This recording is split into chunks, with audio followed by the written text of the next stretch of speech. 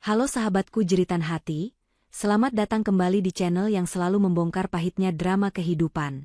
Siapkan hati kalian, karena kisah kali ini akan membuat darah mendidih, tentang sebuah penghinaan yang berujung pada pembalasan yang begitu berkelas. Tiara, seorang istri yang sabar, tiba-tiba harus menghadapi kenyataan pahit. Ia tidak diundang ke pernikahan mewah adik iparnya sendiri. Alasannya? Hanya karena Tiara dianggap jelek dan kampungan. Hanya bikin malu. Tapi tunggu dulu.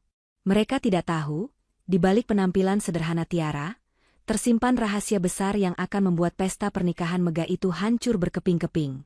Bagaimana pembalasan The Silent CEO ini akan mengguncang keluarga yang sombong itu? Mari kita ikuti kisahnya. Sebelum kita mulai, yuk buktikan kehadiran dan dukungan kalian. Jangan lupa like video ini, subscribe channel Jeritan Hati, dan komen di bawah dengan nama, asal kota, dan ketik, hadir. Siap? Mari kita mulai. Tiara menggenggam ponsel di tangannya, jemarinya terasa dingin meskipun matahari sedang bersinar terik di luar jendela rumahnya yang sederhana namun terawat. Sudah 3 minggu ia mendengar bisik-bisik. Bisik-bisik yang datang dari Burina, ibu mertuanya, dan Nila, adik iparnya.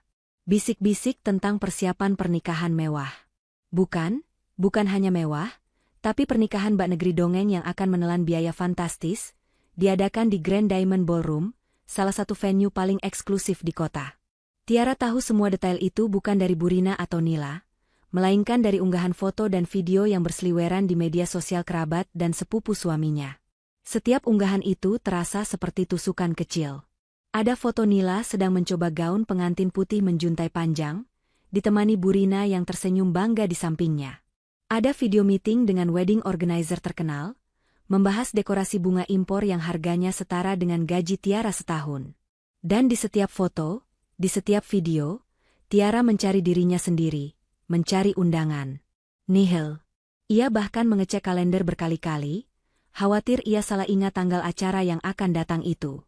Suaminya, Dimas, terlihat menghindari topik ini selama berminggu-minggu. Ketika Tiara mencoba bertanya, Dimas hanya menjawab dengan nada datar, mengatakan bahwa itu urusan Nila dan Tiara sebaiknya tidak ikut campur. Jawaban itu hanya menambah luka. Sebagai kakak ipar, sebagai anggota keluarga, bagaimana mungkin ia tidak diikut sertakan, bahkan untuk sekadar diberitahu? Tinggal 2 hari lagi menuju hari H, dan rasa penasaran bercampur dengan kekecewaan yang mendalam akhirnya mendorong Tiara untuk bertindak. Ia memilih jam makan siang untuk menghubungi Nila, berharap Nila sedang dalam suasana hati yang baik dan mau berbicara terus terang. Tiara menarik napas dalam-dalam, menguatkan dirinya, lalu menekan nomor Nila. Panggilan pertama tidak diangkat. Panggilan kedua berdering lama sebelum akhirnya sebuah suara ceria yang sedikit riuh terdengar di seberang sana, diiringi suara denting kristal dan tawa-tawa lainnya. Tiara membayangkan Nila sedang berada di sebuah tempat makan mewah, dikelilingi teman-temannya yang sama-sama berstatus sosial tinggi. "Halo, ada apa, Kak Tiara?" tanya Nila dengan nada yang terdengar lebih seperti basa-basi daripada pertanyaan tulus. Tiara mencoba menjaga suaranya tetap tenang dan ramah. Ia tidak ingin terdengar menuntut, meskipun hatinya berteriak meminta kejelasan. "Halo, Nila. Kakak hanya mau memastikan, Nila. Kakak dengar pernikahanmu lusa nanti akan sangat ramai, ya?" Tiara memulai dengan hati-hati.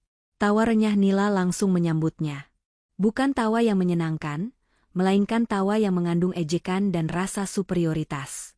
Suara Burina samar-samar terdengar di latar belakang, memberikan komentar yang tidak jelas, yang semakin memicu rasa tidak nyaman Tiara. "Oh, tentu saja ramai, Kak. Ini kan pernikahan yang sudah kami impikan sejak lama. Semua teman bisnis ibu, semua kolega Dimas, dan semua kerabat high class kita diundang," jawab Nila, sengaja menekankan kata, semua, dan high class. Tiara menunggu. Ia berharap Nila akan melanjutkan dengan, "Tentu saja, kakak dan Dimas sudah kami siapkan tempat duduk terbaik." Namun, kata-kata itu tidak pernah datang. Lalu mengenai undangan, "Nila, kakak belum menerima undangan resmi." Tiara memberanikan diri, suaranya sedikit bergetar kali ini. Ini adalah titik klimaks dari kekecewaan yang ia tahan selama berminggu-minggu. Hening sejenak. Keheningan yang lebih menyakitkan daripada tawa apapun. Kemudian, Nila tertawa terbahak-bahak. Tawa itu diikuti oleh suara Burina yang kini terdengar lebih jelas, seolah-olah Burina sengaja mendekat ke ponsel Nila untuk ikut mendengar percakapan ini. Undangan? Astaga, Kak Tiara, ibu sudah bilang padaku. Kenapa kamu masih bertanya? Dimas tidak memberitahu, ya? Nila berbicara seolah-olah sedang menyampaikan rahasia konyol yang sudah diketahui semua orang. Tiara menelan ludah. Ada sesuatu yang tidak beres. Dimas memang tidak pernah mau memberitahu. Memberitahu apa? Nila? Tolong jelaskan. Desak Tiara, mulai kehilangan kesabarannya. Suara Nila berubah. Tawa itu menghilang, digantikan oleh nada yang dingin, tajam, dan penuh penghinaan, seolah-olah ia sedang berbicara dengan seorang pelayan yang melakukan kesalahan fatal. Kata-kata yang keluar dari mulutnya benar-benar menusuk. Begini, Kak Tiara. Pernikahan ini penting. Ini bukan hanya tentang cinta, ini tentang status sosial. Semua orang yang datang adalah orang-orang penting yang harus dipertahankan relasinya oleh keluarga kita. Ibu dan aku sepakat. Nila berhenti sejenak, membuat Tiara menanti dengan jantung berdebar kencang. Kami tidak mengundangmu karena kamu jelek dan kampungan, hanya bikin malu. Kata-kata itu menghantam Tiara seperti tamparan keras di wajah. Di belakang Nila, terdengar Burina yang ikut terkekeh, seolah membenarkan setiap kata kejam yang diucapkan putrinya. Tiara merasakan matanya memanas, tenggorokannya tercekat. Penghinaan itu terasa begitu pribadi, begitu mendalam. Ia dihina bukan karena ia jahat, bukan karena ia punya masalah, tapi murni karena penampilan dan latar belakangnya yang tidak semewah mereka. Kamu pikir gaun butik murahanmu itu pantas berada di Grand Diamond Ballroom? Kamu pikir penampilanmu yang polos tanpa make-up dan tas bermerek itu akan membuat keluarga kita terlihat baik di depan kolega ibu? Nila melanjutkan, suaranya penuh rasa jijik. Tolong, Kak, jangan mempersulit kami. Lebih baik kamu di rumah saja. Kami tidak butuh kamu di sana. Udara di sekitar Tiara terasa menipis. Selama ini ia selalu mengalah. Ia selalu menganggap kata-kata pedas Burina dan Nila sebagai candaan yang tidak perlu ditanggapi serius. Ia selalu berpikir bahwa kesabaran dan kebaikan hatinya akan meluluhkan mereka. Tapi hari ini, ia menyadari ia salah. Mereka benar-benar meremehkannya, menganggapnya sampah yang harus disingkirkan dari pandangan publik. Tiara memejamkan mata sesaat, menarik napas lagi. Ia ingat bagaimana ia selalu membela Dimas, suaminya, dari tuduhan boros Burina. Ia ingat bagaimana ia diam-diam membantu membayar cicilan rumah mereka yang sering tertunggak. Semua pengorbanan itu terasa sia-sia dalam hitungan detik. Ketika ia membuka mata, air mata tidak jadi menetes. Yang ada hanyalah sebuah keputusan dingin dan tekad baja yang terbentuk di dasar hatinya. Ia tidak akan membiarkan penghinaan ini berlalu begitu saja. Baik, hanya itu kata yang keluar dari mulut Tiara. Suaranya rendah, hampir seperti bisikan, tapi mengandung kekuatan yang tidak disadari Nila di seberang sana. Apa? Baik? Syukurlah kalau kamu mengerti. Jangan datang, ya? Dan tolong, jangan menghubungi Dimas soal ini. Dia sudah pusing, kata Nila, terdengar lega dan kembali ceria, seolah baru saja berhasil mengusir hama. Aku mengerti, ulang Tiara. Nikmati pestamu, Nila. Aku akan pastikan aku tidak akan pernah mengganggu keluarga kalian lagi. Tiara langsung memutus panggilan tanpa menunggu jawaban Nila. Setelah sambungan terputus, ia hanya duduk diam, membiarkan ponselnya tergeletak di meja. Ia tidak menangis, tidak menjerit. Ia hanya memproses rasa sakit itu menjadi energi yang terarah. Jelek dan kampungan, ya? Batin Tiara, sambil menatap pantulan dirinya di jendela. Selama ini, ia memang tampil sederhana. Ia tidak pernah menghabiskan uangnya untuk barang-barang mewah karena ia sibuk membangun sesuatu yang lebih besar. Sesuatu yang dirahasiakan dari semua orang, termasuk Dimas. Ia tidak pernah merasa perlu memamerkan kekayaannya karena ia menganggap keluarga dan cinta lebih penting. Namun, hari ini, Tiara sadar bahwa di mata mereka, cinta dan keluarga tidak ada artinya tanpa status dan kekayaan yang terlihat. Tiara bangkit dari duduknya. Senyum tipis yang penuh makna tersungging di bibirnya. Ia berjalan menuju sebuah lemari besi kecil yang tersembunyi di balik rak buku. Ia membuka lemari besi itu dengan kode yang hanya ia ketahui. Di dalamnya, tersimpan sebuah map kulit hitam dan sebuah kartu akses berwarna emas murni. Ia membuka map itu. Isinya adalah dokumen-dokumen kepemilikan saham, laporan keuangan, dan yang paling penting, sebuah surat pengangkatan dirinya sebagai Chief Executive Officer, CEO, dari sebuah perusahaan induk yang menaungi berbagai bisnis, salah satunya adalah bisnis perhotelan dan event management di kota itu. Tiara telah menyembunyikan identitas dan pekerjaannya selama bertahun-tahun, hanya mengatakan pada Dimas dan Burina bahwa ia mengelola bisnis kecil online yang penghasilannya tidak seberapa. Pandangannya tertuju pada satu berkas yang paling tebal, kontrak kerjasama vendor Grand Diamond Ballroom PT. Mega Kreasi Nusantara. Grand Diamond Ballroom. Tempat yang Burina dan Nila banggakan, tempat yang mereka jadikan simbol pemisahan status mereka dari Tiara. Mereka tidak tahu, Nila hanya menyewa tempat itu dari salah satu anak perusahaan yang sepenuhnya ada di bawah kendali Tiara. Tiara mengambil kartu akses emas itu dan meletakkannya di telapak tangannya. Matanya memancarkan ketenangan yang mengerikan. Ia menggeser jari-jarinya di layar ponselnya, mencari sebuah nomor kontak yang ia simpan dengan nama samaran, Vendor 01. Nomor itu adalah nomor kontak Pak Surya, manajer operasional Grand Diamond Ballroom, orang kepercayaannya yang hanya mengenalinya sebagai pemilik, dan selalu menjalankan setiap instruksinya tanpa bertanya. Waktu untuk bersikap, kampungan, sudah berakhir. Waktunya untuk bertindak. Telepon ke Pak Surya tidak butuh waktu lama untuk dijawab. Tiara tidak perlu repot-repot memperkenalkan diri. Di lingkungan profesionalnya yang tertutup, semua orang tahu siapa dirinya hanya dari nada suaranya yang tenang dan lugas. Tiara segera membahas inti masalah tanpa basa-basi, langsung pada detail kontrak pernikahan Nila dan Dimas yang akan berlangsung 2 hari lagi di Grand Diamond Ballroom. Pak Surya, tolong siapkan pertemuan 4 mata sekarang juga di kantor pusat. Saya ingin meninjau ulang semua detail teknis terkait acara Nila Widyasari. Pastikan tidak ada yang tahu kedatangan saya. Seperti biasa, perintah Tiara, sambil memastikan nada suaranya tetap formal dan otoritatif. Pak Surya, manajer operasional yang sangat loyal dan profesional, langsung menyanggupi. Siap, Bu Tiara. Saya akan tunggu di ruang rapat pribadi. Semua berkas sudah saya siapkan. Dan Bu, sesuai permintaan Ibu 2 bulan lalu, semua kepemilikan saham dan properti atas nama Ibu sudah dipindahkan sepenuhnya ke holding company baru. Tidak ada jejak yang mengarah ke nama pribadi Ibu. Tiara merasakan sedikit kelegaan mendengar konfirmasi itu. Selama bertahun-tahun, ia telah berusaha keras menyembunyikan identitas aslinya.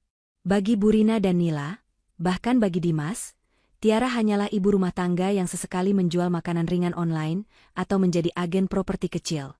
Mereka tidak pernah tahu bahwa bisnis kecil itu hanyalah cover dari PT Cipta Agung, sebuah perusahaan induk yang menjadi payung bagi 3 perusahaan besar, termasuk perusahaan yang memiliki saham mayoritas atas Grand Diamond Ballroom.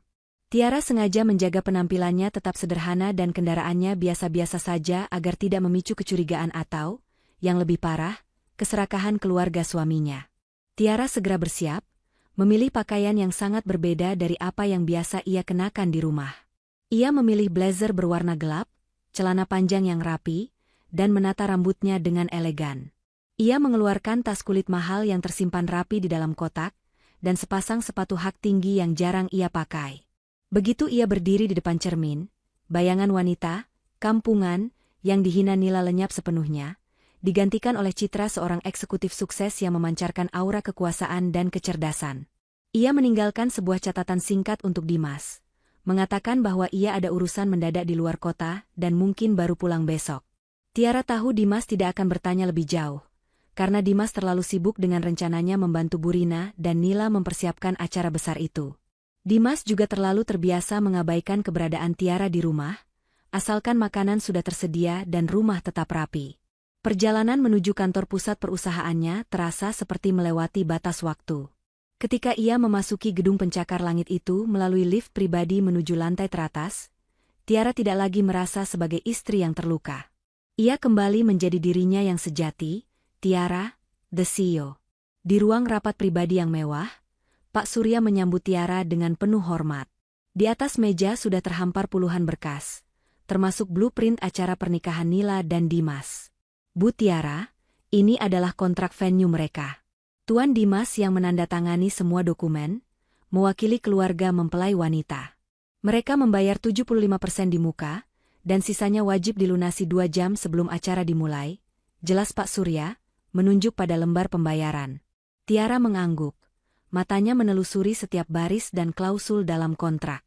Nila dan Bu Rina telah memilih paket platinum yang paling mahal, tanpa menyadari bahwa setiap rupiah yang mereka bayarkan hanya kembali ke kantong Tiara. Ironis. Tiara fokus pada bagian, klausul pembatalan dan pelanggaran kontrak. Di sana, tertulis jelas bahwa venue berhak membatalkan acara secara sepihak jika terjadi misrepresentasi data, gangguan ketertiban umum yang ekstrim, atau, yang paling penting, jika ada perselisihan keluarga besar yang berpotensi merusak reputasi venue di hari H. Klausul nomor 5C pelanggaran reputasi venue. Kita bisa menggunakan ini, gumam Tiara, menunjuk pada baris yang ia butuhkan. Tapi ini terlalu riskan, Bu. Kecuali ada bukti yang sangat kuat bahwa acara ini akan menimbulkan keributan besar. Mereka pasti akan mengajukan tuntutan balik, ujar Pak Surya dengan nada khawatir. Tiara tersenyum tipis. Tidak perlu tuntutan balik, Pak Surya. Kita tidak akan membatalkan di awal, kita akan menghentikannya di tengah jalan. Dan kita tidak perlu bukti keributan di hari H. Kita akan menciptakan kondisi yang jauh lebih mengikat dari itu. Tiara kemudian membuka map yang ia bawa. Isinya bukan hanya dokumen, tapi juga foto-foto yang ia kumpulkan selama 2 minggu terakhir. Foto-foto Nila dan Bu Rina yang sedang mencemoohnya di media sosial, dan juga rekaman percakapannya dengan Nila yang baru saja ia transfer dari ponselnya. Pak Surya, Grand Diamond Ballroom adalah simbol dari citra elegan dan eksklusif. Bagaimana jika citra itu didirikan di atas dasar penghinaan dan bullying? Bukankah itu merusak reputasi jangka panjang kita? Tanya Tiara retoris. Pak Surya, yang cerdas, mulai mengerti arah pikiran Tiara.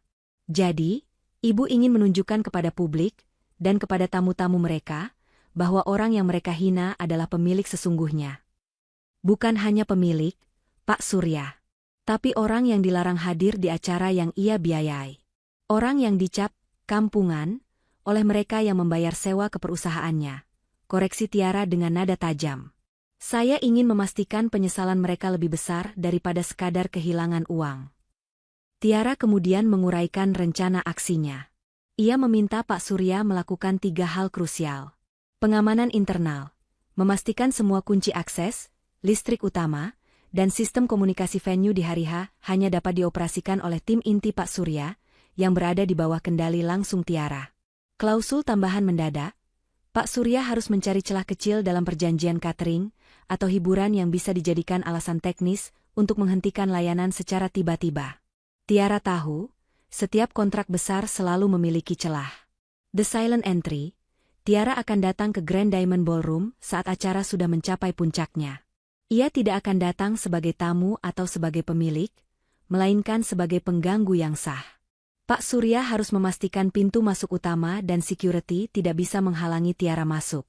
Dan yang paling penting, Pak Surya, Anda harus menjadi juru bicara saya. Saya tidak ingin mereka mendengar satu kata pun dari bibir saya hingga momen krusial tiba. Biarkan keheningan saya yang berbicara, tutup Tiara, sambil menutup mapnya. Pak Surya mengangguk, matanya berkilat penuh pemahaman. Ia sudah lama bekerja untuk Tiara dan tahu bahwa di balik penampilan yang kalem, Tiara adalah wanita yang jika sudah mengambil keputusan, tidak akan ada yang bisa menghalanginya. Malam itu, saat Bu Rina dan Nila sibuk menggelar acara pranikah kecil-kecilan di rumah mereka, memamerkan gaun dan perhiasan, Tiara menghabiskan waktunya sendirian di apartemen pribadinya, meninjau kembali timeline pembalasannya. Tiara tahu, begitu ia mengeksekusi rencana ini, hubungannya dengan keluarga Dimas tidak akan pernah bisa kembali. Tetapi ia telah melewati batas. Penghinaan yang ia terima di bab 1 sudah terlalu dalam. Tiara membuka lemari pakaian di apartemennya. Ia bukan mencari gaun pengantin, melainkan sebuah jumpsuit hitam elegan yang dirancang khusus oleh desainer ternama. Gaun itu memancarkan kekuatan, bukan keindahan manja. Gaun itulah yang akan menjadi jubah perangnya. Sementara di rumah Bu Rina, Nila berteriak senang saat melihat Dimas pulang membawa buket bunga yang sangat besar. Dimas terlihat lelah, tetapi ia menyembunyikannya. Kak Dimas, kenapa wajahmu ditekuk begitu? Besok itu hari besarku, tegur Nila manja. Tidak apa-apa, Nila. Hanya sedikit urusan kantor. Oh, di mana Tiara? Tanya Dimas, baru menyadari ketidakhadiran istrinya. Ah, dia pergi. Ada urusan kecil katanya. Biarkan saja. Lagi pula baguslah dia tidak ada. Dia hanya akan menghalangi kita saat kita sibuk. Kami sudah bilang padanya untuk tidak datang lusa. Jawab Bu Rina dengan nada acuh tak acuh, tanpa melihat Dimas.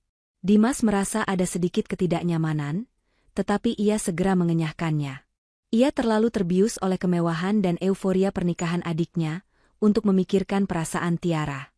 Ia tidak tahu bahwa ketidakhadiran Tiara saat ini adalah persiapan dari kehancuran yang akan menimpa mereka semua di lusa hari. Tiara di sisi lain, menatap layar ponselnya. Ada pesan dari Dimas yang baru saja masuk. Aku akan sibuk lusa. Jangan ganggu aku dengan urusan kecilmu. Tiara hanya tersenyum dingin. Ia tidak akan mengganggu. Ia akan mengambil alih. Pagi itu, di kantor pusat PT Cipta Agung, suasana terasa tegang namun penuh perhitungan. Tiara sudah berada di ruang rapat sejak fajar menyingsing, didampingi Pak Surya dan 2 staf kepercayaannya dari tim legal serta keuangan. Mereka semua menyadari bahwa operasi kali ini bukan sekadar bisnis, melainkan sebuah manuver pribadi yang sangat sensitif, yang melibatkan reputasi perusahaan di satu sisi, dan keadilan emosional Tiara di sisi lain. Di meja rapat, berkas kontrak Nila sudah ditandai dengan stabilo merah di beberapa bagian. Tiara meninjau kembali setiap detail logistik yang akan terjadi lusa, di hari pernikahan Nila dan Dimas. Ia memerintahkan tim legal untuk mempersiapkan 2 dokumen penting. Pertama, surat peringatan resmi kepada keluarga Dimas atas dugaan pelanggaran klausul kontrak. Meskipun pelanggaran itu belum terjadi, surat itu berfungsi sebagai ancaman dan fondasi legal. Kedua, surat penugasan khusus kepada Pak Surya, yang memberinya otoritas penuh untuk mengambil alih kendali operasional Grand Diamond Ballroom di waktu yang ditentukan Tiara. Tim legal, saya ingin surat peringatan ini disusun dengan bahasa yang sangat lugas, mengacu pada risiko kerugian reputasi Grand Diamond Ballroom jika ada perselisihan keluarga yang dipertontonkan di depan publik. Surat ini ditujukan kepada Nila Widyasari dan Ibu Rina. Jangan dikirim sekarang, Pak. Simpan dulu. Surat itu akan menjadi hadiah, kejutan yang diserahkan di tengah acara. Jelas Tiara, nadanya dingin dan penuh perhitungan. Staf legal mencatat dengan saksama. Tiara selalu dikenal sebagai atasan yang tidak pernah bermain-main dengan kata-kata. Tiara kemudian beralih ke Pak Surya. Pak Surya, fokus utama kita adalah di bab 8, momen pemblokiran. Semua sistem harus berjalan secara serentak. Listrik utama harus dimatikan sebentar, khusus untuk area resepsi utama, dan jaringan Wi-Fi untuk tamu harus terputus total. Namun, back office dan dapur harus tetap menyala. Kita tidak ingin menimbulkan bencana, hanya kejutan total. Pak Surya mengangguk. Siap, Bu Tiara. Saya sudah berkoordinasi dengan tim teknisi. Mereka akan melakukan simulasi pemutusan sesaat sore ini. Kami akan menyebutnya perawatan sistem mendadak. Tim catering dan staf lainnya tidak akan curiga. Tiara kemudian menyentuh bagian paling sensitif, bagian yang berhubungan dengan prestige dan keuangan. Mengenai sisa pembayaran, Pak Surya. Konfirmasi pembayaran harus diterima 2 jam sebelum acara. Saya yakin Nila dan Ibu Rina akan panik jika kita mengatakan pembayaran mereka gagal masuk atau ada fraud mendadak. Namun, kita harus memastikan mereka sudah melunasi semua, baru kemudian kita bertindak. Kita tidak ingin dituduh melanggar kontrak sewa venue. Rapat itu berlangsung selama 4 jam, membahas setiap skenario potensial, mulai dari reaksi tamu penting, kemungkinan intervensi Dimas, hingga respons media sosial. Tiara memastikan bahwa semua langkah yang ia ambil tidak akan merusak bisnisnya sendiri, melainkan hanya menargetkan secara spesifik pihak yang telah menghinanya. Ia sedang merancang sebuah pembalasan yang terisolasi. Sementara Tiara sibuk mengatur strategi operasional miliaran rupiah di balik layar, Bu Rina dan Nila tenggelam dalam kesibukan yang sangat berbeda. Pagi itu, Bu Rina menemani Nila untuk sesi perawatan terakhir di salon langganan mereka, tempat yang menghabiskan biaya fantastis hanya untuk membuat rambut Nila berkilau di hari H. Coba lihat, Nila. Aku tidak salah, kan? Dengan pernikahan sebesar ini, kita tidak boleh punya gangguan dari manapun, kata Burina sambil memandangi pantulan dirinya di cermin besar salon. Untung sekali si Tiara itu mengerti diri. Dia tidak perlu kita usir, dia sudah pergi sendiri.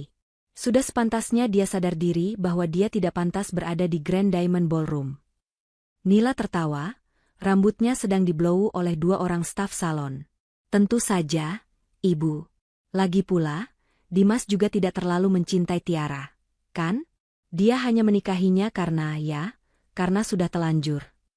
Nila tidak tahu bahwa ia baru saja menyentuh inti dari masalah yang lebih besar. Dimas menikahi Tiara bertahun-tahun yang lalu ketika kondisi finansialnya sedang terpuruk. Dan Dimas tidak pernah tahu bahwa Tiara yang saat itu terlihat sederhana, adalah penopang finansial mereka yang sesungguhnya. Dimas dan keluarganya selalu percaya bahwa kekayaan mereka berasal dari warisan keluarga Burina. Betul. Dimas itu terlalu polos. Untung ada kita yang mengatur citra keluarga. Bayangkan kalau Tiara datang ke Grand Diamond Ballroom dengan dandanan seadanya, tas fake murahan, dan wajah yang. Burina menggelengkan kepalanya dramatis. Aduh, bisa-bisa rekan bisnis kita berpikir keluarga kita punya masalah finansial serius. Mereka melanjutkan obrolan mereka, penuh dengan kesombongan dan kebanggaan akan kemewahan yang mereka beli. Mereka sibuk memamerkan foto check-in di salon, tag harga perhiasan, dan daftar tamu yang didominasi oleh nama-nama besar. Mereka benar-benar terlena dalam ilusi kemuliaan yang mereka ciptakan.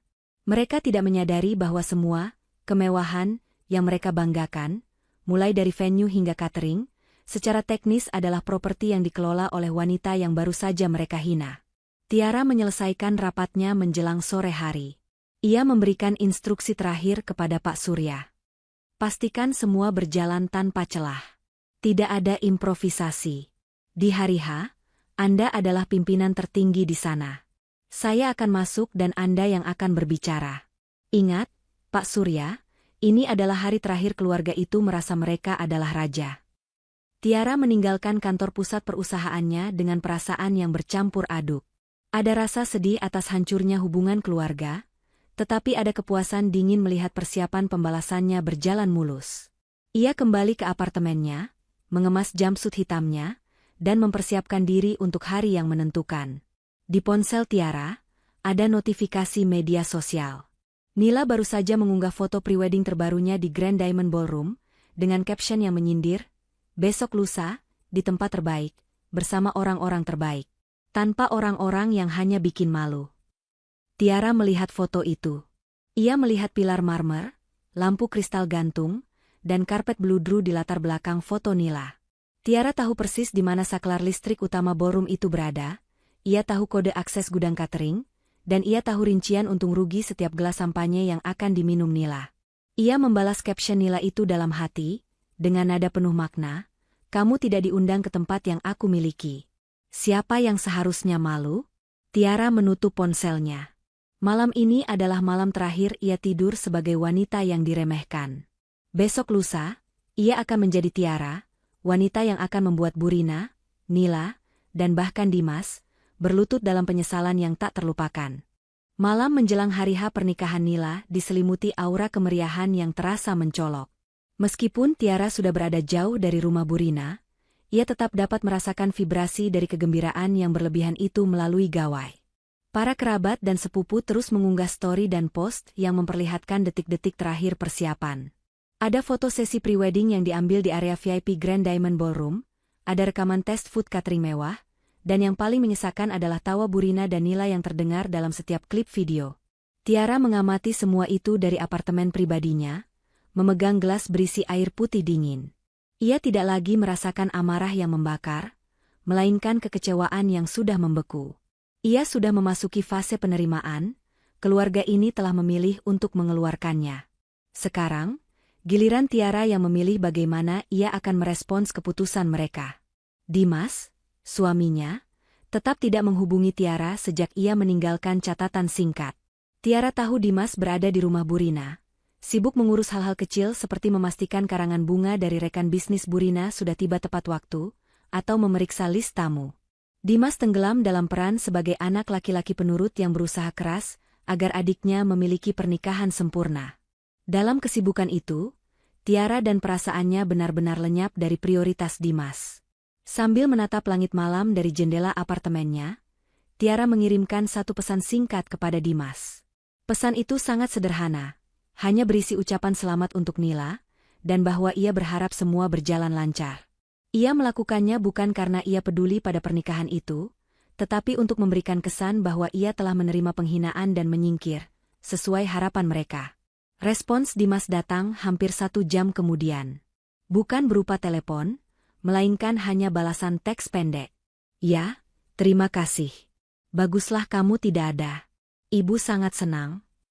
Pesan itu, meski singkat, berhasil mengikis sisa-sisa harapan kecil di hati Tiara.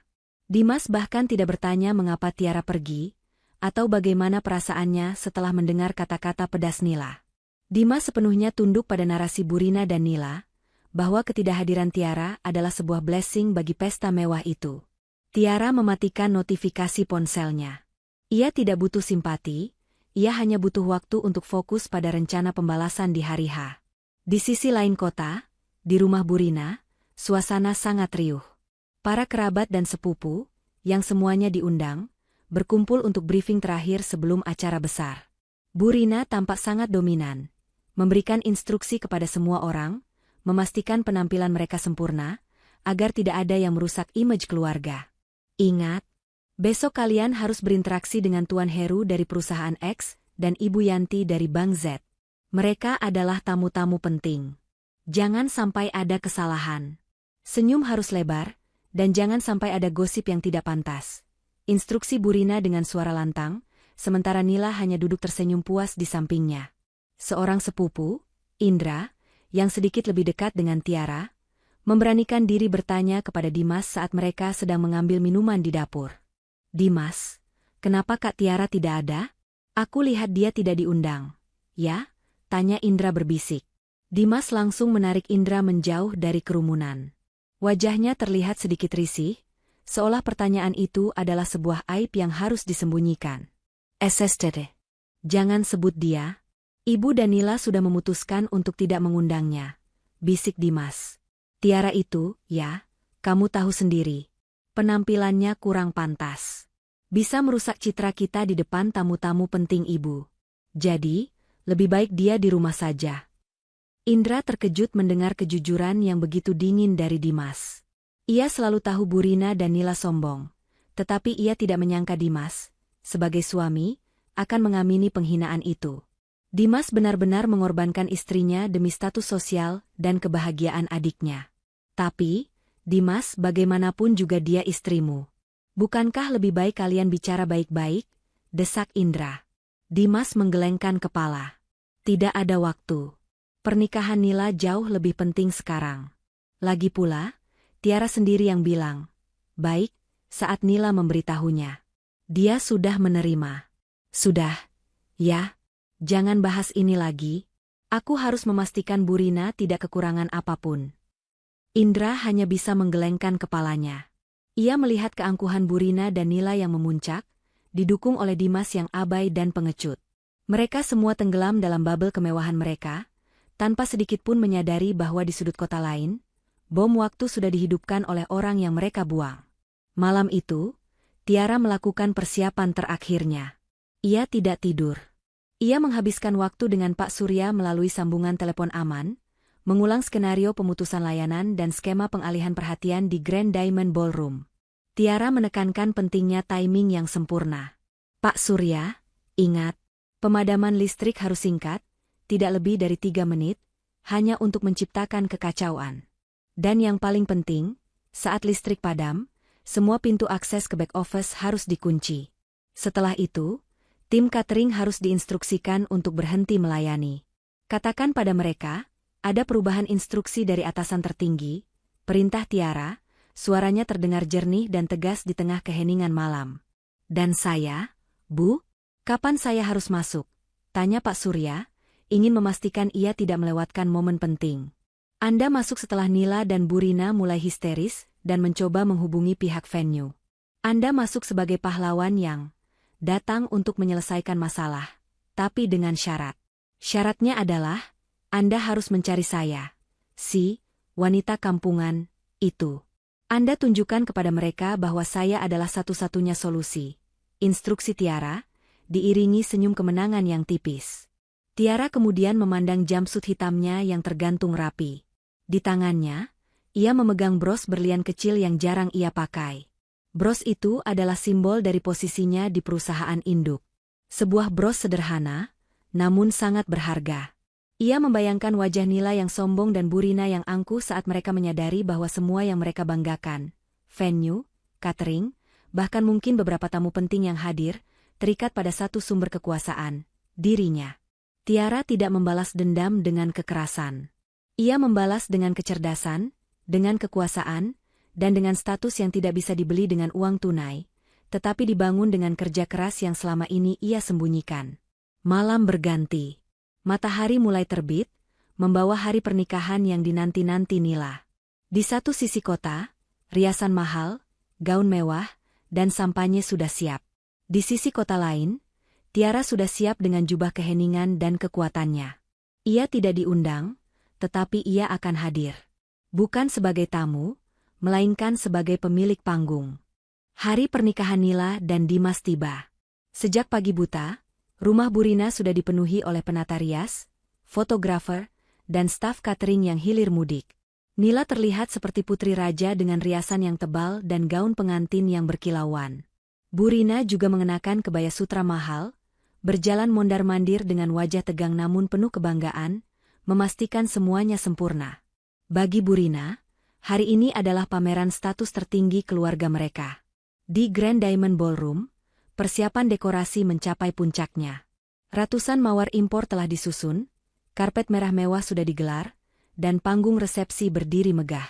Namun, di balik kemegahan itu, sebuah skenario sabotase halus sudah mulai dijalankan oleh Tiara melalui instruksi rahasia Pak Surya. Bidak catur pertama yang jatuh adalah di sektor catering. Burina dan Nila telah memilih menu signature yang sangat eksklusif dan mahal, yang dipimpin oleh chef andalan ballroom. Tiara, melalui Pak Surya, mengeluarkan instruksi mendadak, chef utama, yang sangat menguasai resep rahasia menu tersebut, harus dipindahkan ke acara lain di detik-detik terakhir, digantikan oleh chef cadangan yang pengetahuannya tentang menu premium itu hanya sebatas teori. Burina mulai merasakan ada yang aneh. Ketika ia mencoba final taste di ruang tunggu VIP, rasa makanan utama yang ia banggakan terasa sedikit berbeda. Kuah sup premium terasa lebih hambar, dan plating makanan pembuka yang seharusnya elegan terlihat sedikit berantakan. Kenapa rasanya aneh? Ini tidak sesuai dengan yang kita cicipi saat test food. Bentak Burina kepada koordinator catering yang berdiri di sana. Koordinator catering, seorang staf baru yang sudah diinstruksikan oleh Pak Surya untuk bersikap kaku, hanya menjawab dengan santai, "Mohon maaf, Ibu. Chef utama kami mendadak ada urusan yang tak terhindarkan. Ini adalah chef pengganti. Resepnya sama persis. Mungkin lidah ibu yang sedang sensitif karena tekanan acara." Jawaban itu membuat Burina merah padam. Ia tidak terima dituduh lidahnya sensitif. Sensitif bagaimana? Saya bayar mahal untuk rasa terbaik, bukan rasa begini. Panggil manajermu. Saya akan adukan keluhan ini. Burina menuntut Pak Surya hadir. Tetapi Pak Surya, sesuai rencana Tiara, saat itu, sedang ada rapat darurat dengan pemilik, dan tidak bisa diganggu. Burina hanya bisa marah-marah pada koordinator catering yang tampak tidak peduli, dan menyuruh mereka memperbaiki rasa sup tersebut secepatnya.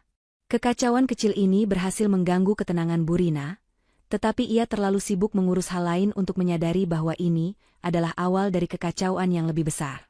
Bidak catur kedua yang jatuh adalah pada sektor hiburan. Nila telah mengontrak penyanyi tenor ternama, dan sebuah orkestra mini. Sesaat sebelum orkestra mulai memainkan musik penyambutan tamu, sound system utama mendadak mengalami gangguan teknis. Suara dengung keras dan feedback yang memekakan telinga memenuhi ballroom selama beberapa menit. Dimas, yang mengenakan tuxedo mahalnya, terlihat sangat panik. Ia berlari ke arah teknisi audio. "Ada apa ini? Perbaiki sekarang juga. Tamu-tamu penting sudah mulai datang." Teknisi audio, yang juga merupakan staf internal yang sudah diatur, hanya menjawab dengan wajah datar, "Mohon maaf, Pak Dimas. Kami sudah melakukan pengecekan berulang kali, tapi ada anomali pada jalur listrik utama. Kami sedang mencoba memperbaikinya, tapi ini bisa terjadi sewaktu-waktu. Mungkin perlu penggantian komponen yang hanya bisa dilakukan oleh teknisi pusat." Gangguan ini membuat beberapa tamu penting, khususnya rekan bisnis Burina, terlihat tidak nyaman. Mereka berbisik-bisik, bertanya-tanya mengapa venue semewah Grand Diamond Ballroom bisa memiliki masalah teknis sejelas ini. Burina, yang sedang menyambut tamu, harus memaksakan senyum yang kaku, sementara di dalam hatinya ia sudah menyumpahi teknisi-teknisi itu. "Nila, kamu harus tenang. Jangan sampai wajahmu kusut. Ini hanya masalah kecil," bisik Burina kepada Nila yang sudah mulai menggerutu. "Masalah kecil bagaimana, Ibu? Mereka merusak mood orkestra. Aku membayar mahal untuk suasana elegan, bukan suara dengung," balas Nila dengan nada kesal, tetapi ia harus segera tersenyum lagi ketika seorang klien penting ayahnya mendekat. Sementara kekacauan kecil ini terjadi, Tiara sudah dalam perjalanan menuju Grand Diamond Ballroom. Ia tidak terburu-buru, melainkan santai. Ia sudah menerima laporan detail dari Pak Surya tentang gangguan teknis yang sedang berlangsung. Tiara tahu bahwa kekacauan kecil ini tidak akan menghentikan acara, tetapi ia sudah berhasil merusak citra kesempurnaan yang mati-matian dibangun oleh Burina dan Nila. Ia telah menyuntikkan racun ketidaknyamanan ke dalam urat nadi pesta itu. Tiara mengenakan jumpsuit hitamnya yang dirancang khusus. Rambutnya disanggul modern, dan ia hanya mengenakan sedikit perhiasan. Yang paling mencolok adalah bros berlian kecil yang menjadi simbol kekuasaannya. Ia datang dengan mobil pribadinya yang sederhana, tidak ingin menarik perhatian sampai saatnya tiba. Ketika ia tiba di gerbang utama Grand Diamond Ballroom, ia melihat keramaian dan kilauan lampu dari kejauhan. Satpam di gerbang sempat ingin menghentikannya, tetapi Tiara hanya menunjukkan kartu akses emasnya yang langka. Kartu itu bukan kartu tamu, melainkan kartu akses pemilik. Satpam itu langsung membungkuk hormat, menyadari siapa yang baru saja masuk. Tiara tidak langsung memasuki ballroom. Ia meminta diantar ke ruang kontrol tersembunyi, tempat Pak Surya dan tim inti berada. Di sana, ia mengawasi monitor CCTV yang menunjukkan wajah-wajah Burina dan Nila yang mulai terlihat stres di tengah senyum palsu mereka. "Pak Surya, sudah saatnya kita naikkan level tekanan. Saya ingin Anda berikan pengumuman mendadak kepada tim catering," perintah Tiara, matanya terpaku pada layar. Pak Surya segera mengeluarkan pengumuman kepada tim catering melalui AirPage rahasia. Pengumuman itu menyatakan bahwa, karena masalah logistik dan permintaan mendadak dari pemilik, menu utama yang paling mahal, Wagyu Special, harus ditarik dan diganti dengan menu yang lebih sederhana dan biasa. Beberapa menit kemudian, di tengah resepsi, saatnya menu utama disajikan, Nila dan Burina kembali terkejut. Mereka melihat staf catering menyajikan menu yang jauh di bawah standar yang mereka bayar. "Apa-apaan ini? Ini bukan Wagyu. Ini hanya daging sapi biasa," teriak Burina, hampir kehilangan kendali di depan meja tamu pentingnya. Lagi-lagi, koordinator catering itu memberikan jawaban datar, "Mohon maaf, Ibu. Ada masalah logistik di menit-menit terakhir. Ini adalah menu pengganti yang disetujui oleh manajemen venue." Saat Nila dan Burina histeris menuntut penjelasan, Dimas mencoba menengahi dengan panik, tetapi ia juga tidak tahu harus berbuat apa. Ia hanya bisa meminta maaf kepada tamu-tamu dengan wajah memerah. Di ruang kontrol, Tiara melihat Nila dan Burina saling menyalahkan. Bidak catur telah jatuh satu persatu, dan Tiara tersenyum puas. Belum ada yang menyadari, biang keladi semua kekacauan kecil ini berada hanya 100 meter dari mereka, mengawasi setiap detik kehancuran kecil yang telah ia rencanakan. Waktunya semakin dekat. Tiara memberi sinyal kepada Pak Surya. Ini adalah akhir dari gangguan kecil. Sekarang, saatnya meluncurkan bom utama. Meskipun diwarnai gangguan catering dan masalah teknis sound system di awal, acara resepsi pernikahan Nila dan Dimas telah memasuki fase krusial. Perkenalan keluarga besar dan sesi foto bersama para tamu penting. Bagi Burina, ini adalah momen utamanya. Ia harus memastikan bahwa semua mata, terutama mata para rekan bisnis penting, hanya melihat kemegahan dan keharmonisan. Ia harus tetap mempertahankan ilusi kemewahan palsu yang sudah ia bangun dengan susah payah. Bu Rina berdiri di samping Nila dan Dimas. Senyum kaku terkunci di wajahnya. Setiap kali ia menyambut tamu penting, ia akan berbicara tentang betapa sempurna perencanaan acara ini, seolah-olah masalah catering yang menyajikan daging biasa, dan suara dengung audio beberapa saat lalu, tidak pernah terjadi. Ia berbicara tentang harga sewa Grand Diamond Ballroom yang fantastis dan gaun Nila, yang diimpor langsung dari Eropa. Nila, didorong oleh ibunya, juga berusaha keras terlihat anggun dan tidak terpengaruh. Ia berpose seolah ia adalah ratu malam itu. Namun, setiap kali ia tersenyum, di dalam hatinya ia merasakan gelombang frustrasi. Ia mendengar bisik-bisik dari beberapa teman-temannya yang mempertanyakan kualitas makanan dan venue. Nila merasa statusnya terancam, dan ia melampiaskannya dengan melirik tajam ke arah koordinator venue yang berdiri di sudut ruangan. Kenapa mereka tidak segera menyingkirkan koordinator catering itu? Dia merusak segalanya. Bisik Nila kepada Dimas saat fotografer sedang mengatur posisi.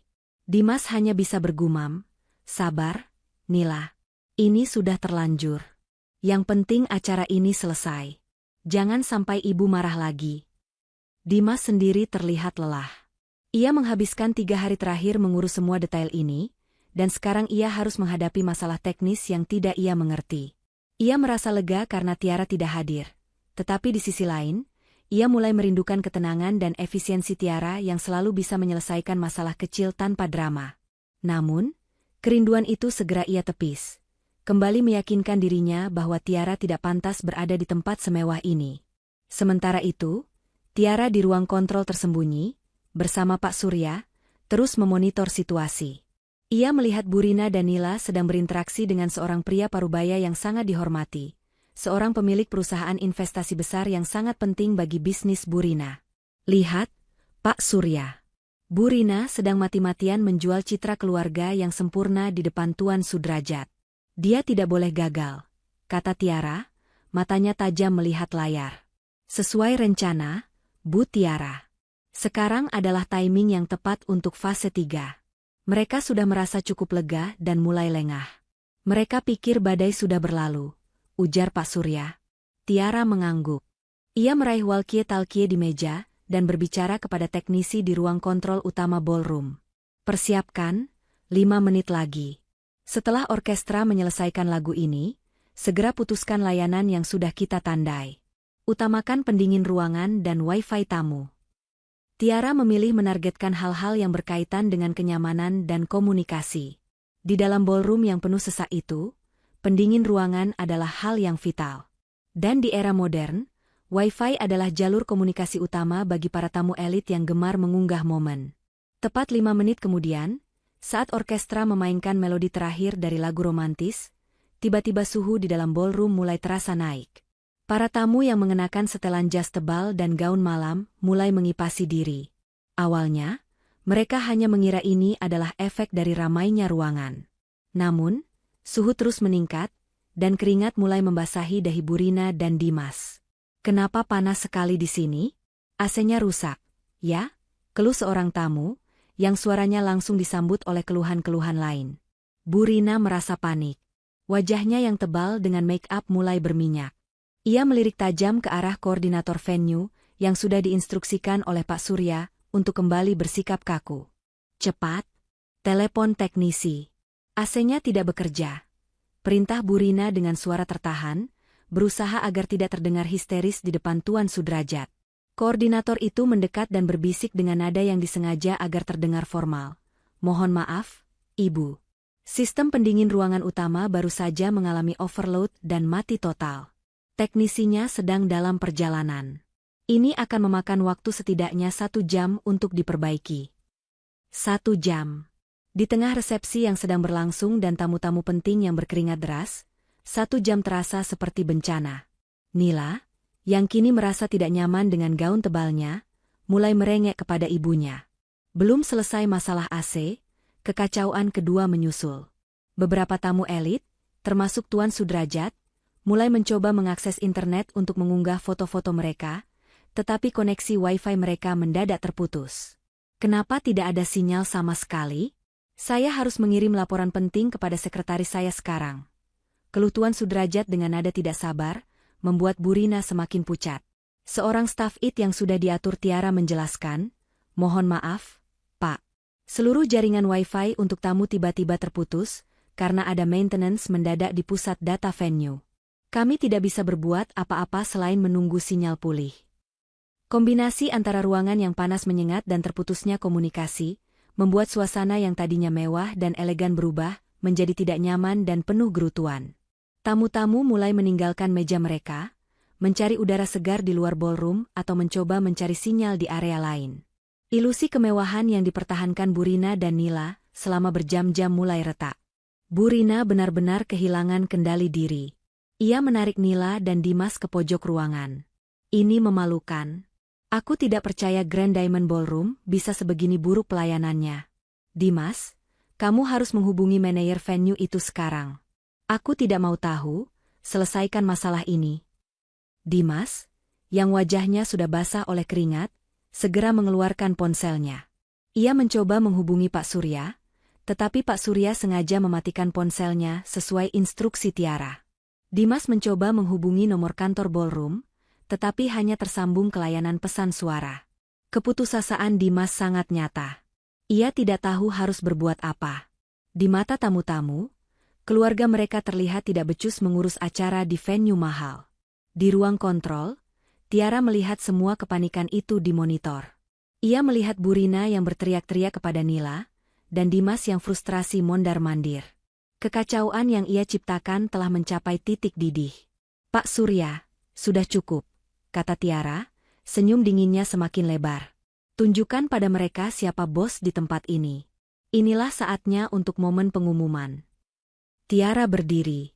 Ia merapikan jumpsuit hitamnya, memegang bros berliannya erat-erat. Wajahnya memancarkan ketenangan yang kontras dengan kekacauan yang terjadi di ballroom. "Saya akan keluar sekarang.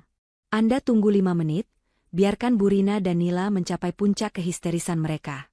Setelah itu, Anda masuk sebagai utusan dari pemilik. Ingat, Pak Surya, Anda datang untuk menghentikan, bukan memperbaiki," instruksi Tiara. Tiara melangkah keluar dari ruang kontrol. Ia berjalan perlahan menyusuri lorong VIP, menuju pintu utama ballroom.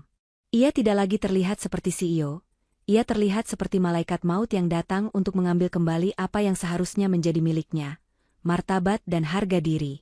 Kekacauan di dalam Grand Diamond Ballroom sudah mencapai titik histeris.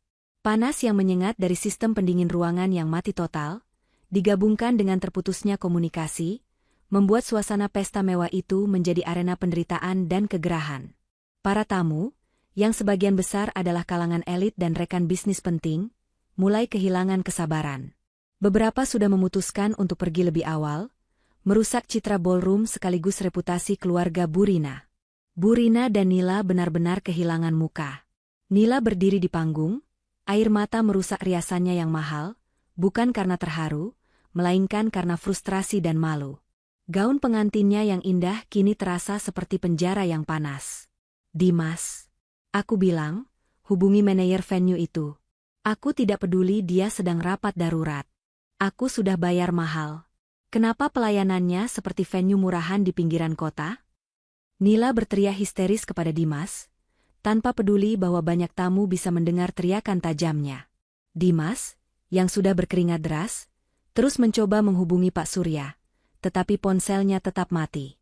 Ia merasa tidak berdaya. Ia mencoba menenangkan Burina, tetapi Burina sedang dalam puncak amarah. "Ini memalukan, Dimas. Tuan Sudrajat baru saja pergi. Dia bilang venue ini tidak profesional. Reputasi kita hancur. Semua karena venue yang tidak becus ini," gerutu Burina, wajahnya memerah karena amarah dan suhu ruangan. Burina kemudian melihat ke sekeliling, mencari seseorang untuk disalahkan. Matanya tertuju pada koordinator venue dan catering yang tampak tidak terpengaruh oleh amukan mereka. "Kalian semua dipecat. Saya akan pastikan kalian tidak akan bekerja dimanapun lagi. Kalian merusak pernikahan putri saya," ancam Burina dengan suara melengking. Saat itulah, tepat di tengah suasana gaduh dan amarah Burina yang membara, pintu ballroom perlahan terbuka dari bagian VIP. Semua mata tamu yang tersisa, yang sudah lelah dan gerah, langsung tertuju ke arah pintu itu. Tiara melangkah masuk. Kedatangannya tidak disertai pengumuman, tidak ada musik dramatis, dan tidak ada sorotan lampu. Hanya keheningan yang tiba-tiba menyelimuti ballroom seiring langkahnya yang tenang. Tiara mengenakan jumpsuit hitamnya yang elegan dan modern. Pakaian itu memancarkan kekuatan minimalis, kontras dengan gaun berlapis-lapis nila. Riasannya sempurna, dan sikapnya tenang, memancarkan aura seorang wanita berkelas yang tahu pasti tempatnya. Tiara masuk didampingi dua bodyguard berbadan tegap yang mengenakan setelan hitam formal, berjalan sedikit di belakangnya. Di belakangnya lagi, terlihat Pak Surya, manajer operasional Grand Diamond Ballroom yang selama ini dicari-cari Burina dan Dimas. Pak Surya tampak sangat terburu-buru, tetapi ia berjalan mengikuti langkah Tiara. Burina dan Nila langsung terpaku. Mereka melihat sosok Tiara. Ada kejutan, kebingungan, dan yang paling utama, rasa jijik. Bagaimana bisa Tiara, wanita yang mereka sebut kampungan dan tidak diundang, berani muncul di pesta mereka, dan kenapa ia terlihat begitu berbeda, begitu mahal? Tiara, apa yang kamu lakukan di sini? Aku sudah bilang kamu tidak diundang. Siapa yang mengizinkan wanita ini masuk? Teriak Nila, wajahnya memerah. Tiara tidak menjawab. Ia hanya berjalan perlahan, melewati barisan meja tamu yang terkejut, menuju panggung utama. Pak Surya dan bodyguard mengikutinya. Tatapan Tiara terkunci pada Burina dan Nila, tatapan yang dingin dan tidak memiliki emosi. Keluar. Keluar sekarang, Tiara. Kamu hanya bikin malu. Kamu merusak segalanya. Satpam, usir wanita ini.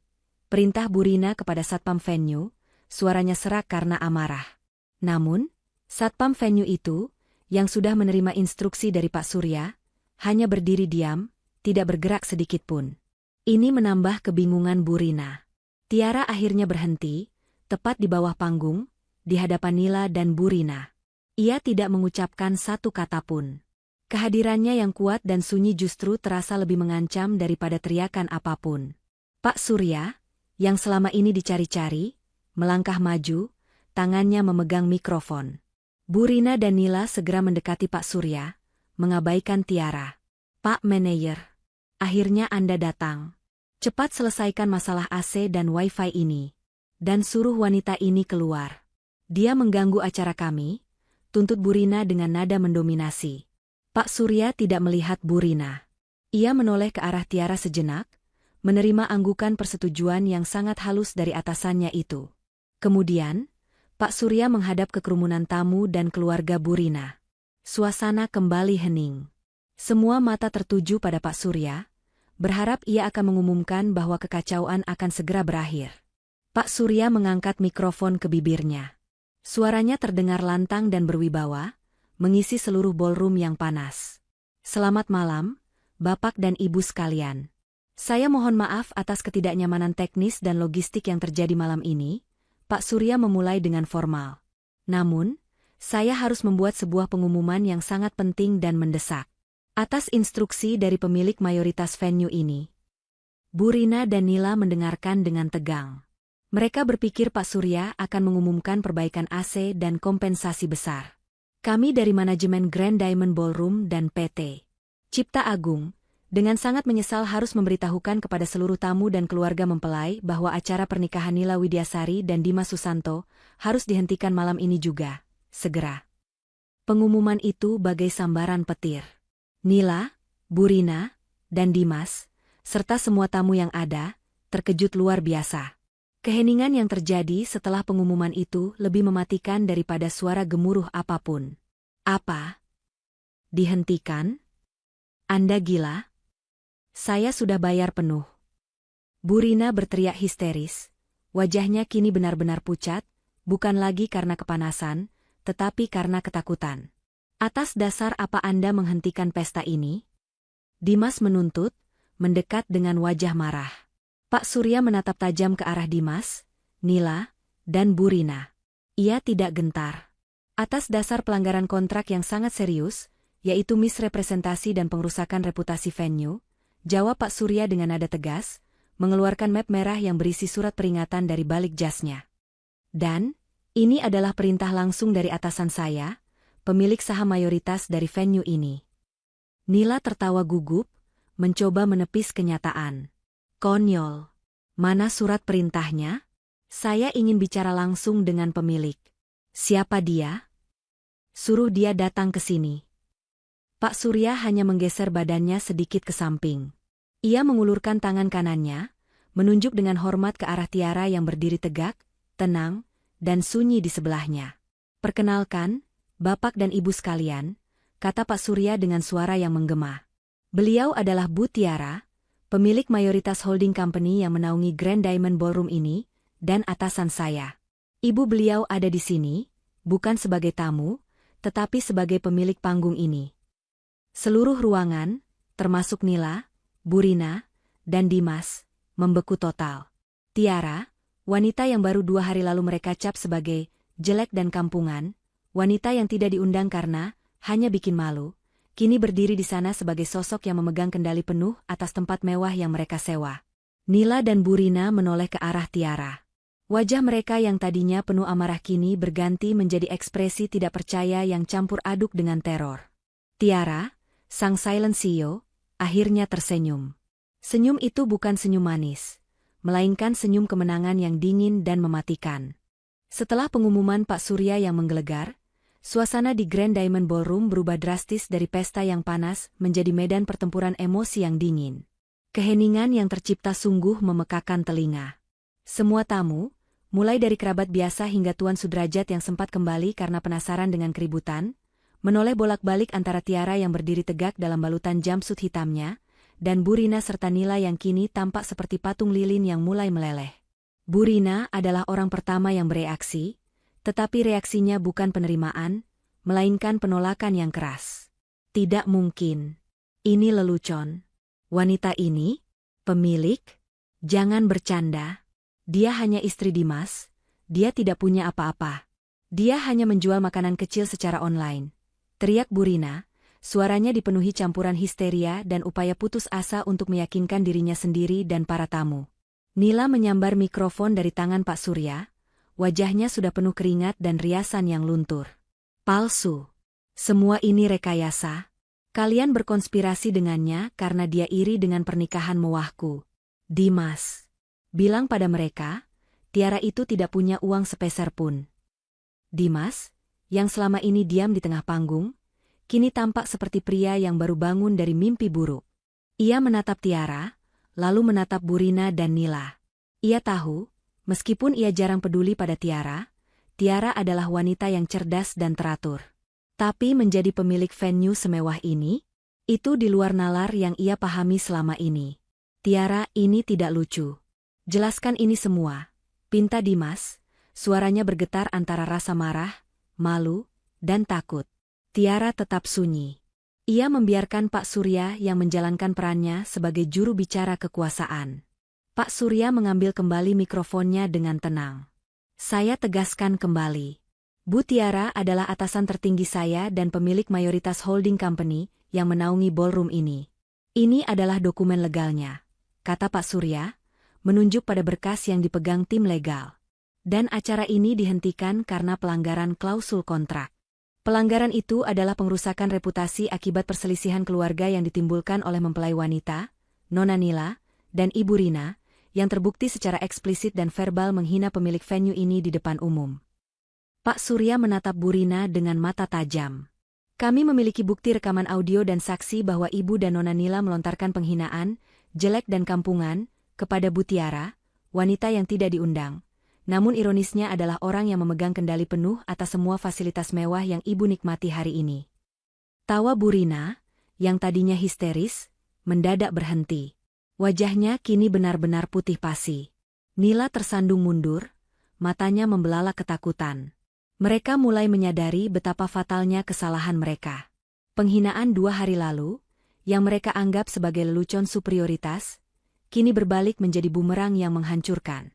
Tiara, mengambil langkah ke depan, kini berada tepat di hadapan Burina. Ia masih tidak berbicara, tetapi tatapan matanya sudah cukup. Tolong, Tiara, maafkan aku, ini hanya kesalahpahaman. Burina mulai merengek, nada suaranya berubah drastis dari dominan menjadi memelas. Burina, yang angkuh, kini mencoba bernegosiasi dengan Tiara, wanita yang baru saja ia usir. Nila ikut berlutut, memohon di depan Tiara. Kak Tiara, tolong, jangan batalkan. Tamu-tamu penting ibu sedang melihat. Kami mohon. Kami janji akan meminta maaf. Tiara mengangkat tangan kanannya, memberi sinyal kepada Pak Surya. Pak Surya mengerti. Ini adalah waktunya blokade total. Karena acara ini telah dihentikan, seluruh layanan ballroom kini kami tarik. Tim catering, silakan berhenti melayani. Orkestra, silakan berhenti bermain, perintah Pak Surya melalui mikrofon. Secara serentak, suasana kembali gelap.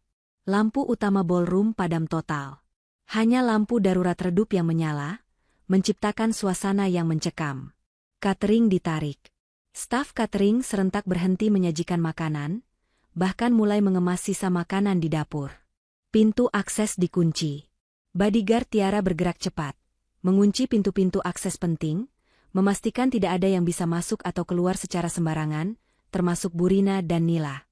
Grand Diamond Ballroom yang tadinya megah, kini terasa seperti peti mati yang panas dan gelap. Tamu-tamu mulai panik dan berebut ingin keluar, tetapi pintu-pintu utama tidak bisa dibuka dengan mudah karena sistem sudah diubah. Tuan Sudrajat, yang tadinya tenang, kini terlihat marah. Apa-apaan ini? Kalian mengunci tamu di sini? Ini pelanggaran hukum, teriak Tuan Sudrajat. Pak Surya dengan tenang menjawab, kami hanya mengontrol akses untuk keamanan, Pak Sudrajat. Kami tidak ingin ada keributan.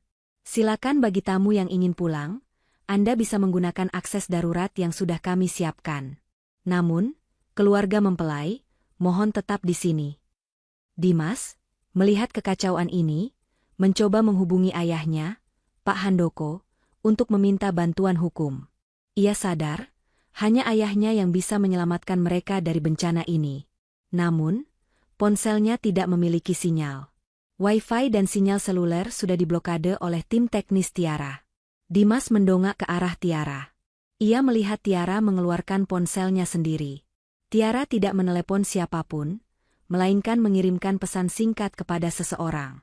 Pak Surya kemudian membuat pengumuman terakhir yang menghancurkan Burina dan Nila secara finansial. Mengenai sisa pembayaran venue yang belum diselesaikan dan kompensasi atas pembatalan, total kerugian yang ditanggung oleh keluarga mempelai adalah sebesar 2 miliar rupiah. Pihak kami menuntut pembayaran penuh malam ini juga, atau kami akan mengajukan tuntutan hukum atas wan prestasi dan pencemaran nama baik. Burina menjerit. 2 miliar? Itu adalah sisa tabungan dan dana darurat yang mereka siapkan. Kami tidak punya uang sebanyak itu tunai. Kami bisa transfer besok, ratap Burina. Mohon maaf, Ibu Rina. Kami membutuhkan jaminan malam ini. Dan jaminan itu harus berupa aset. Mengingat venue ini di bawah kendali kami bisa menyita beberapa properti yang menjadi jaminan kontrak. Dan kebetulan, kami sudah tahu properti mana saja yang bisa kami sita, kata Pak Surya dengan nada dingin. Wajah Burina terlihat sangat ketakutan. Ia tahu, properti yang dimaksud adalah 2 aset paling berharga milik mereka. Tiara akhirnya berbicara. Bukan kepada Burina atau Nila, melainkan kepada Pak Surya. Suaranya terdengar lembut, tetapi setiap kata mengandung kekuatan penuh. Pak Surya, sudah cukup. Beri mereka satu kesempatan terakhir. Biarkan Dimas menghubungi seseorang. Siapapun yang bisa menyelesaikan masalah ini, ujar Tiara, seolah memberikan sedekah kecil. Pak Surya mengangguk, lalu menoleh kepada Dimas. Tuan Dimas, Ibu Tiara berbaik hati memberi Anda kesempatan. Anda bisa menggunakan ponsel khusus yang sudah kami siapkan untuk membuat satu panggilan terakhir. Kepada siapapun yang Anda yakini bisa menyelesaikan masalah 2 miliar rupiah ini. Sekarang. Dimas menerima ponsel itu dengan tangan gemetar. Ia menatap Tiara dengan tatapan yang penuh rasa malu dan penyesalan yang mendalam. Ia sadar, wanita yang selama ini ia remehkan kini memegang nasib seluruh keluarganya. Ia tahu, hanya ada satu orang yang bisa menolong. Ia menekan nomor ayahnya, Pak Handoko, yang sedang berlibur keluar kota. Panggilan tersambung. Burina dan Nila menanti dengan napas tertahan. Inilah satu-satunya harapan mereka untuk selamat dari kehancuran ini. Dimas memegang ponsel yang disediakan Pak Surya, jemarinya terasa kaku dan dingin, meskipun suhu di ballroom masih terasa panas dan mencekik. Ia hanya punya satu kesempatan, satu panggilan, untuk menyelamatkan kehormatan dan aset keluarganya dari tuntutan 2 miliar rupiah yang mengancam.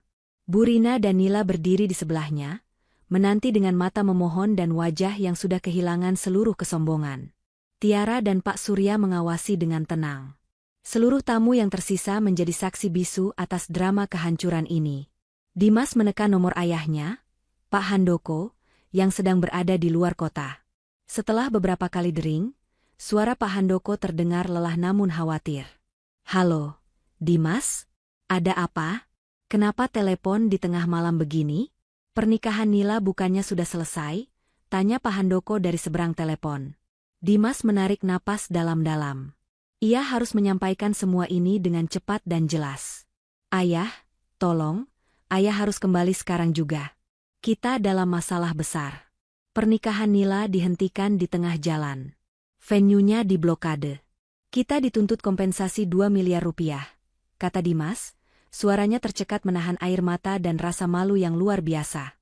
Burina dan Nila segera mendekat ke ponsel, mencoba merebutnya, tetapi Tiara memberi isyarat kepada bodyguard untuk menahan mereka agar tidak mengganggu panggilan itu. 2 miliar? Untuk apa? Bukankah sudah dibayar lunas? Tanya Pak Handoko, terdengar semakin terkejut. Belum, ayah. Sisa pembayaran dan kompensasi pembatalan. Ayah harus bicara dengan manajer venue-nya. Tapi, ayah ada hal yang lebih besar, kata Dimas, matanya tertuju pada Tiara. Ia tahu, inilah saatnya kejujuran, saatnya membongkar kebohongan yang selama ini menaungi keluarganya. Ada apa lagi, Dimas? Jangan membuat Ibu dan Nila panik, desak Pak Handoko. Mereka sudah panik, ayah, karena pemilik venue ini ada di sini. Dan dia adalah Tiara, ucap Dimas dengan suara pelan namun terdengar jelas di seluruh ballroom yang sunyi. Pengakuan itu bagai ledakan kedua. Burina dan Nila menjerit tertahan, mencoba membantah. Jangan bohong, Dimas. Jangan gila, bentak Burina dengan suara parau. Tiara? Tiara istrimu? Itu tidak masuk akal, Dimas. Kenapa dia ada di sana? Bukankah dia tidak diundang? Tanya Pak Handoko. Nada suaranya kini dipenuhi kecurigaan. Dimas menatap Tiara. Ia melihat sorot mata Tiara yang seolah memberinya izin untuk mengatakan yang sebenarnya. Tiara tidak diundang, ayah. Justru, dia dilarang datang karena Burina dan Nila menghinanya. Menyebutnya jelek dan kampungan, karena malu punya menantu seperti dia. Mereka mengira dia tidak punya apa-apa. Aku Dimas, menutup mata karena rasa malu yang amat sangat. Dan penghinaan itulah yang dijadikan alasan legal untuk membatalkan pesta ini. Mereka merusak reputasi Tiara, dan Tiara membalas dengan membongkar kepemilikannya. Pak Handoko terdiam lama di seberang telepon. Keheningan itu terasa mencekik. Jadi, semua ini adalah ulah mereka? Ulah Burina dan Nila yang terlalu sombong dan jahat? Tanya Pak Handoko, suaranya kini terdengar penuh penyesalan dan amarah yang terpendam. Ya, ayah. Dan kini kita di ujung tanduk. Mereka menuntut 2 miliar rupiah untuk kompensasi. Ayah, kita tidak punya uang tunai sebanyak itu, lirih Dimas. Pak Handoko akhirnya merespons. Tetapi bukan dengan solusi uang, melainkan dengan pengakuan pahit yang juga membongkar kebohongan besar keluarga mereka. Aku tidak bisa membantumu, Dimas. Karena uang 2 miliar itu adalah uang yang kupinjam dari bank atas jaminan aset. Uang itu rencananya akan kuserahkan kepada Nila sebagai modalnya, yang sebenarnya aku dapatkan dari menjual sebagian besar saham perusahaan kita tanpa sepengetahuanmu dan ibumu, kata Pak Handoko. Burina dan Nila terhuyung-huyung mendengar pengakuan itu. Jadi, kemewahan yang mereka banggakan selama ini berasal dari hutang dan penjualan aset keluarga yang diam-diam dilakukan Pak Handoko demi memuaskan kesombongan mereka. Jadi, kita tidak punya uang lagi? Tanya Burina, suaranya nyaris hilang. Kita punya, Burina. Tapi itu adalah uang yang seharusnya untuk membayar hutang bank. Dengan kerugian 2 miliar dari Tiara ini, kita benar-benar bangkrut, jawab Pak Handoko. Sekarang, berikan telepon itu kepada manajer venue. Aku harus bicara dengan pemilik yang sesungguhnya. Dimas menyerahkan ponsel itu kepada Pak Surya. Pak Surya berbicara singkat dengan Pak Handoko, memastikan semua detail tuntutan kompensasi dan ancaman penyitaan aset. Setelah pembicaraan selesai, Pak Surya mengembalikan ponsel itu kepada Dimas. Kini, semua mata tertuju pada Dimas. Dimas, suaminya. Pria yang memilih untuk mengabaikan dan mengamini penghinaan terhadap istrinya demi adiknya. Dimas berjalan perlahan menuju Tiara. Ia berlutut di lantai ballroom yang gelap dan panas, di depan istrinya dan di depan semua tamu yang menjadi saksi. Ia tidak lagi peduli pada kehormatan atau status. Yang ia rasakan hanyalah rasa malu dan penyesalan yang membakar. Tiara, aku tahu kata maaf tidak cukup. Aku minta maaf. Aku sangat menyesal. Aku pengecut. Aku membiarkan ibu dan Nila menghinamu. Aku mengabaikanmu, padahal kamu adalah satu-satunya orang yang tidak pernah menuntut apa-apa dariku, kata Dimas, air mata mulai membasahi wajahnya. Aku meremehkanmu, Tiara. Aku mengira kamu hanya wanita biasa yang hanya bisa menjual barang online receh. Aku tidak pernah tahu bahwa wanita yang aku sebut, kampungan, ini adalah kekuatan sesungguhnya di keluarga ini. Dan aku adalah suami bodoh yang mengkhianati kepercayaanmu. Lanjut Dimas, suaranya pecah. Bu Rina dan Nila, melihat Dimas berlutut, akhirnya menyadari bahwa permainan telah berakhir. Mereka kini tidak lagi mengkhawatirkan uang, tetapi harga diri mereka yang sudah hancur total di depan umum. Tiara menatap Dimas yang berlutut di depannya. Ia melihat ketulusan dalam air mata Dimas, tetapi luka yang ia rasakan sudah terlalu dalam. Ia tidak ingin uang, ia ingin keadilan atas harga dirinya. Tiara akhirnya berbicara, untuk pertama kalinya sejak ia menerima panggilan telepon penghinaan dari Nila. Ia berbicara dengan nada tenang, tetapi kata-katanya menusuk lebih dalam daripada pisau. Aku tidak datang untuk mengambil uangmu, Dimas, kata Tiara, matanya yang tajam menembus pandangan Dimas. Aku datang untuk mengambil kembali martabat yang telah kalian injak-injak. Martabat seorang istri yang kalian singkirkan hanya karena dia tidak terlihat selevel dengan ilusi kemewahan kalian. Tiara menoleh ke arah Bu Rina dan Nila yang gemetar. Kalian menyebutku, kampungan, dan jelek. Sekarang lihat sekeliling kalian. Kalian berdiri di atas venue yang aku kelola. Kalian makan dari catering yang aku miliki. Kalian bergantung pada Dimas yang bekerja di perusahaan yang salah satu klien terbesarnya adalah perusahaanku. Siapa sekarang yang kampungan? Bu Rina? Siapa yang hanya bikin malu? Tiara memberi sinyal kepada Pak Surya. Pak Surya, selesaikan tuntutan ini. Saya tidak mau uang mereka. Saya hanya ingin dokumen perceraian saya disiapkan malam ini juga. Ini adalah kompensasi yang saya inginkan. Tiara menatap Dimas sekali lagi. Aku tidak butuh suami yang pengecut dan tidak mampu melindungiku. Aku sudah terlalu lama membangun istanaku sendiri, Dimas. Aku tidak butuh kamu untuk menjadi rajanya. Tiara kemudian berbalik, melangkah pergi, meninggalkan Dimas yang menangis di lantai ballroom yang gelap, dan Bu Rina serta Nila yang hanya bisa menatap kehancuran mereka sendiri. Tiara melangkah keluar dari Grand Diamond Ballroom yang gelap. Setiap langkahnya terasa ringan, seolah ia baru saja melepaskan beban bertahun-tahun yang ia pikul demi menjaga ilusi keharmonisan keluarga yang ternyata beracun. Ia tidak menoleh ke belakang. Meskipun ia tahu di dalam sana, kehancuran emosional dan finansial keluarga suaminya sedang mencapai puncaknya. Ia sudah mendapatkan apa yang ia inginkan, keadilan atas martabatnya dan kebebasan sejati. Di dalam ballroom yang panas dan redup, Bu Rina dan Nila terduduk lemas di lantai marmer. Kehadiran Tiara yang singkat namun mematikan telah menghancurkan segalanya.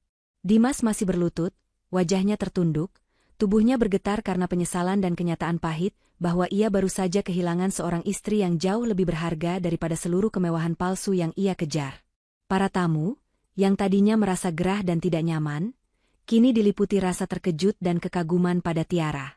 Mereka, yang sebagian besar adalah pebisnis sukses, kini mengerti. Mereka telah menyaksikan bagaimana seorang wanita yang diremehkan ternyata adalah pemain utama yang mengendalikan panggung. Beberapa dari mereka, terutama Tuan Sudrajat, mendekati Pak Surya, bukan untuk komplain, melainkan untuk meminta kartu nama Tiara. Mereka melihat kekuatan dan keberanian yang langka. Pak Surya segera menyelesaikan tugasnya. Ia memastikan semua tamu penting diizinkan keluar melalui pintu darurat. Sementara itu, ia menyerahkan surat pembatalan kontrak dan tuntutan kompensasi kepada Bu Rina. Namun, ia juga menyerahkan sebuah map tipis kepada Dimas. "Tuan Dimas," ujar Pak Surya dengan nada formal, "ini adalah berkas perceraian yang diminta oleh Bu Tiara. Semua sudah disiapkan, termasuk pembagian harta Gonogini. Ibu Tiara tidak menuntut apa-apa dari Anda, Tuan.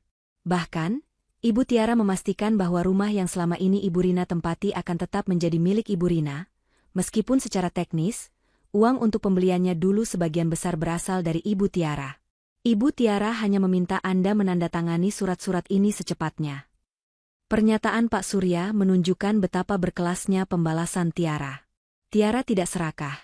Ia hanya ingin keluar dari lingkaran racun itu dengan kepala tegak. Ia tidak ingin uang, ia ingin kebebasan. Mendengar bahwa Tiara tidak menuntut harta, Bu Rina justru semakin merasa hancur. Ia menyadari, jika Tiara serakah, Tiara bisa saja menyita seluruh aset mereka malam itu juga, tetapi Tiara tidak melakukannya. Tiara hanya menyita harga diri mereka. Dia tidak mengambil apa-apa, bisik Bu Rina, air mata penyesalannya akhirnya tumpah. "Dia tidak mengambil rumahku, dia bahkan tidak mengambil keuntungan dari kerugian 2 miliar itu." Nila, yang kini harus menerima fakta bahwa pesta pernikahannya yang megah berakhir memalukan, juga mulai menangis. Pernikahan itu seharusnya menjadi puncak statusnya, tetapi kini menjadi aib keluarga yang akan menjadi bahan gosip di seluruh kalangan elit selama berbulan-bulan. Nila merangkak mendekati Dimas, memohon padanya untuk tidak menceraikan Tiara. "Kak Dimas, jangan ceraikan Kak Tiara. Dia kaya. Dia bisa menyelamatkan kita. Tolong bicara padanya," pinta Nila, menunjukkan sisi dirinya yang sangat materialistis. Dimas menatap adiknya dengan tatapan kosong. "Nila, kamu tidak mengerti. Tiara tidak butuh uang kita. Dan kita sudah menghancurkan kesempatan terakhir kita dengan menghinanya. Tiara ingin keluar, dan dia benar. Aku tidak akan memaksanya tinggal." Dimas mengambil pulpen dan tanpa ragu, ia menandatangani semua berkas perceraian. Ia melakukannya bukan karena terpaksa, tetapi sebagai bentuk penebusan dosanya. Ia harus membiarkan Tiara bebas. Keesokan harinya, berita tentang batalnya pernikahan mewah di Grand Diamond Ballroom mulai menyebar luas, tetapi bukan karena masalah teknis, melainkan karena konflik keluarga dan pengungkapan identitas pemilik venue. Kisah tentang Tiara, wanita yang dihina sebagai kampungan, namun ternyata adalah CEO yang memegang kendali atas segalanya, menjadi pembicaraan hangat. Bu Rina dan Nila harus menghadapi tatapan jijik dan cibiran dari lingkungan sosial mereka. Mereka bukan hanya kehilangan uang, tetapi juga kehilangan reputasi yang mereka pertahankan dengan susah payah. Bu Rina mencoba menghubungi Tiara berulang kali, mencoba meminta maaf dan memohon agar Tiara membatalkan perceraian dan membantu mereka, tetapi Tiara tidak pernah menjawab. Tiara sudah berada di kantornya, melanjutkan hidupnya. Ia sama sekali tidak terganggu oleh drama yang ia ciptakan. Ia fokus pada ekspansi bisnisnya, mengadakan rapat dengan para investor, dan menikmati kebebasan barunya. Ia tidak lagi harus berpura-pura sederhana, tidak lagi harus menahan diri dari kemewahan yang ia mampu, dan tidak lagi harus menghadapi penghinaan.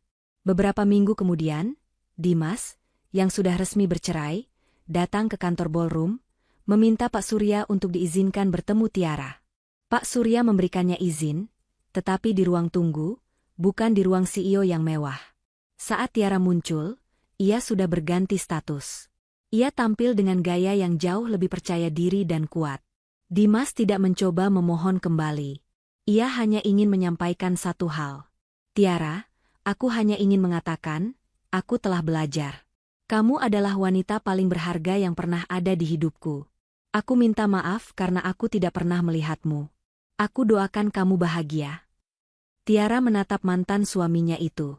Ia melihat ketulusan, tetapi api cintanya sudah lama padam. "Terima kasih, Dimas. Aku sudah memaafkanmu. Dan kamu juga harus belajar untuk hidup tanpa ketergantungan pada ibu dan Nila. Cari kembali harga dirimu sendiri." Tiara kemudian mengulurkan sebuah kartu nama kepada Dimas. Kartu nama itu bertuliskan nama sebuah perusahaan konsultan baru yang Tiara dirikan khusus untuk membantu mantan karyawan perusahaan besar yang ingin memulai bisnis kecil.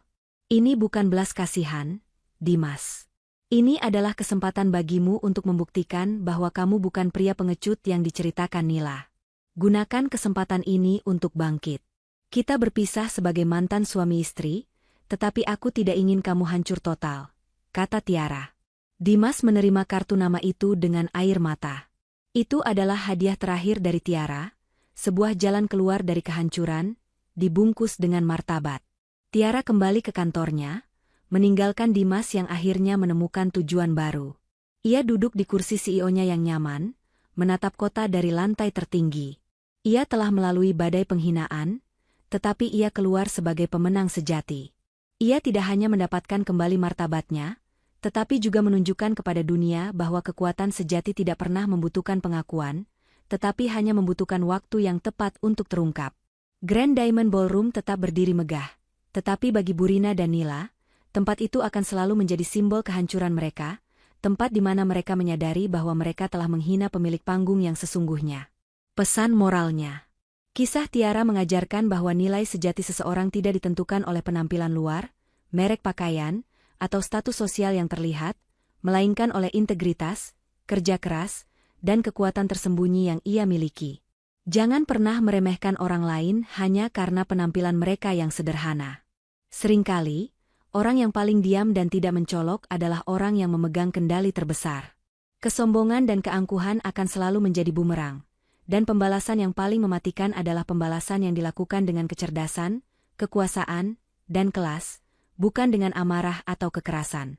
Ketenangan adalah kekuatan sejati.